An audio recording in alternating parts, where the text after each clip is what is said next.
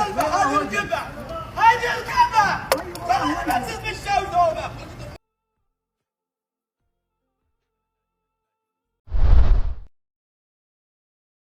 अस्सलाम वालेकुम दोस्तों, welcome back to our channel. सऊदी अरब में कसास यानी गर्दन काटे जाने के एक हफ्ते के अंदर लगभग 2 मामले सामने आए हैं। बीते हफ्ते हमने देखा सऊदी अरब के नजरान रीजन में मोहम्मद बिन मुरसिल की गर्दन काटी गई। गांव वालों ने, सब लोगों ने मिलकर काफी कोशिश की, लेकिन परिवार के सदस्यों ने बिल्कुल भी बात नहीं की और आखिरकार मोहम्मद बिन मुरसिल को अंजाम तक पहुंचाया गया। अभी एक जो नया मामला सामने आ रहा है वो सऊदी अरब के तबूक रीजन से। यहाँ आपकी जानकारी के लिए बता दें, तबूक के रहने वाले मतीर अल जियोफी बिल्कुल एंड मोमेंट पर आपको बता दें कि इन्होंने अल्लाह की रजा के लिए अपने बेटे के कातिल को माफ कर दिया है। 5 साल पहले आपसी विवाद के चलते 2 लड़कों में जैसे आपस में किसी बात पर विवाद हो जाता है, इनके लड़के की मौत कर दी थी यानी कत्ल कर दिया था। लेकिन इस मामले को लेकर भी कातिल के परिवार वाले या फिर गांव वालों ने हर तरह की कोशिश की कि वो मतीर अल जियोफी को किसी तरह मना ले। पैसे की अगर हम बात करें तो बहुत बड़ा अमाउंट का ऑफर इनके आगे रखा था, लेकिन इन्होंने उसको एक्सेप्ट नहीं किया और भी तरह तरह की सिफारिशें की गई लेकिन एक्सेप्ट नहीं किया। लेकिन यहाँ आपको बता दें कि बिल्कुल एंड मोमेंट पर जब गर्दन कटनी ही वाली थी, एक तस्वीर छोटी सी सामने निकल कर आई है। यहाँ आपकी जानकारी के लिए बता दूं कि जब इस तरह के मामले होते हैं तो उसकी कोई भी वीडियोग्राफी नहीं होती, ना ही लीगल रूप से होती है।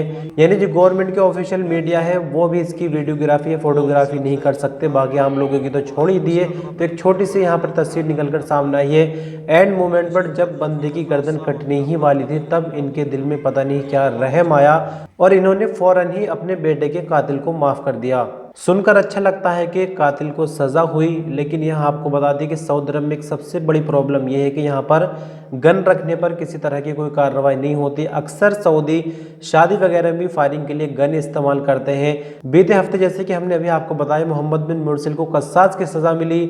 उसने 5 साल पहले किसी और को फायरिंग करके जान से मार दिया था, यानी 2 मौत हो गई। सिर्फ किस वजह से? अननेसेसरी जो गन वगैरह रखने की छूट है, इस पर कोई लगाम लगना चाहिए। साथ ही साथ एडिशनल एक खबर आपको हम और बताते चले जो कि सऊदी अरब के ताइफ से निकल कर आ रही है। 2 पाकिस्तानी गाड़ी चला रहे थे, इनमें से एक ड्राइवर था। यहाँ पर नाम वगैरह ऐसी खबरों में लीक नहीं होते हैं और इनकी गाड़ी से कोकीन पाउडर, जो कि एक तरह की ड्रग होती है, नशा करने के लिए पाउडर इस्तेमाल किया जाता है, वो बरामद हुआ है। बीते हफ्ते हम बात कर रहे थे 2 इंडियन गिरफ्तार हुए हैं जो कि इसी तरह से गाड़ी को ड्राइव कर रहे थे और उसमें भी ड्रग बरामद हुई। तो इस तरह के मामले सऊदी अरब में आजकल आम हो रहे हैं, जबकि जो कानून है वो बहुत ज़्यादा सख्त है। लोग अच्छे से जानते हैं, सऊदी अरब पहुंचने से पहले भी लोग जानते हैं कि कानून कैसा है, लेकिन सऊदी अरब पहुंचने के बाद भी अपनी पॉकेट में कानून को रखकर गलत काम करते हैं और फिर कानून के हत्थे चढ़ जाते हैं। और सऊदी अरब के कानून पे जो हत्थे चढ़ जाए तो कानून किसी को नहीं बख्शता। हमने मुरसिल की बात बताई और आज की आपको खबर बताई, तो जानकारी आपको कैसे लगी कमेंट के रूप में बताएं। और जैसे कि सऊदी अरब में गन सिस्टम ही क्या, इस पर कोई रोक लगनी चाहिए? आप क्या राय रखते हैं हमें कमेंट में बता सकते हैं। इसी तरह से कुछ नई अपडेट के साथ हम जल्द ही आपसे मिलेंगे, तब तक के लिए अपना ख्याल रखिएगा। अल्लाह हाफिज़।